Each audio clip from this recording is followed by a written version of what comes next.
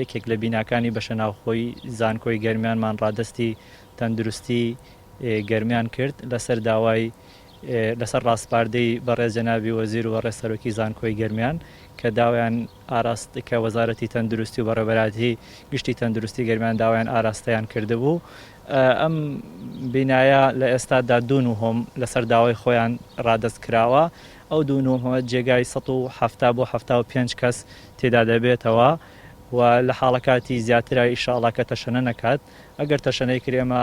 جێگا و شوێنی زیاترمان هەیە ئەتوانین بخەینە خزمەتی کەتی تەندروستی و هاوڵاتیانی خۆشەویستی شاری کەرارەوە. ئێمە لە زانکۆی گەرمیان لە سەرەتای دەرکەوتنی ڤایرۆسی کۆرۆناوە لە ڕوانگەی بەرپرسیارەتی کە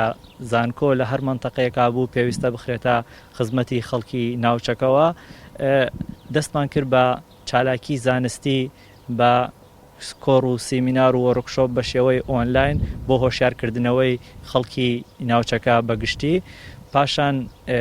کە لە کاتی تەشەنەکردنی ڤایرۆسەکە لە ناو کۆمەلگا ئێمە تاقیەکانی زانکۆی گەرمیان کە تا گەورەترین تاقیگەیە لە مەنتەقەکە خستمانە خزمەتی کەرتی تەندروستی و ڕۆژانە پشکنینی بۆ خەڵکی ناوچەکە ئەنجام دەدا بە هاوکاری لەگەڵ بەڕێوەبەراتی تەندروستی گەرمیان